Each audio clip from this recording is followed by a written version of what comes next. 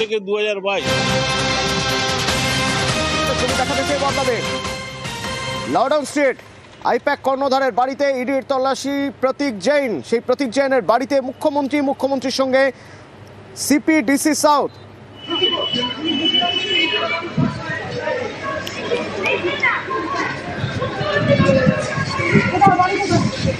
CP গিয়েছেন, DC south গিয়েছেন মুখ্যমন্ত্রীর সঙ্গে। রৌনক রয়েছেন আমার সঙ্গে ফোনে। রৌনক, কি জানতে পারছি আমরা, কি খবর আছে, কি দেখতে পাচ্ছ তুমি?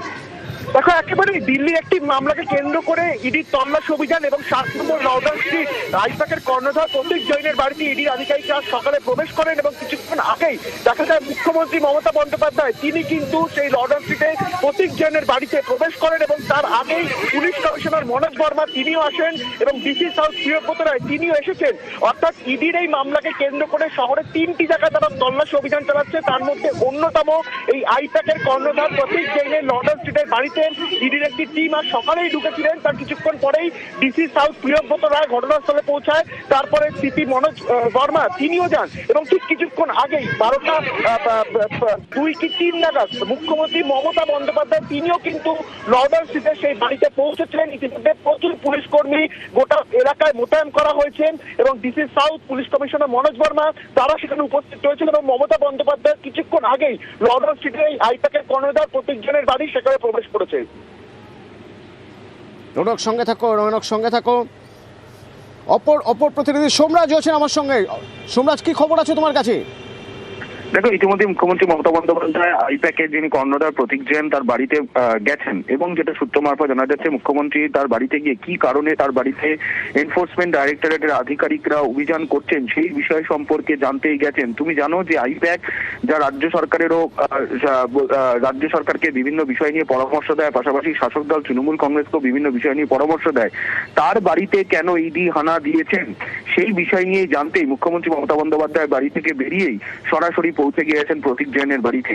এই মুহূর্তে তিনি জানার চেষ্টা করছেন যে কেন গেলেন ইডি এবং গোটা বিষয়টি নিয়ে ক্ষুব্ধ মুখ্যমন্ত্রী মমতা বন্দ্যোপাধ্যায়।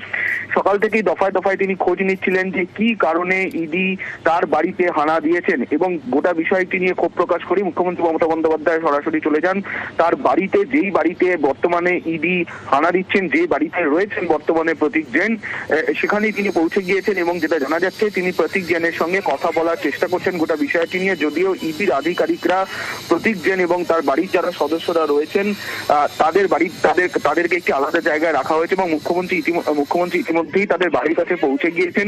রয়েছেন নিরাপত্তা আধিকারিকরা, কলকাতা পুলিশ ও পুলিশ কমিশনাররা পৌঁছে গিয়েছেন। কলকাতা পুলিশ ও পুলিশ কমিশনার ইডির আধিকারিকদের সঙ্গে কথা বলার চেষ্টা করছেন এবং মুখ্যমন্ত্রী মমতা বন্দ্যোপাধ্যায় যাতে প্রতীক জৈনের সঙ্গে কথা বলেন সেই মতো একটা জায়গা তৈরি করার চেষ্টা করছেন বলে সূত্র মারফত জানা যাচ্ছে। মুখ্যমন্ত্রী মমতা বন্দ্যোপাধ্যায় এখনো সেখানে রয়েছেন। ধন্যবাদ সোমনাথ। সুদীপ্ত রয়েছে আর একেবারে স্পট থেকে আমার সঙ্গে। সুদীপ্ত, কি দেখতে পাচ্ছ?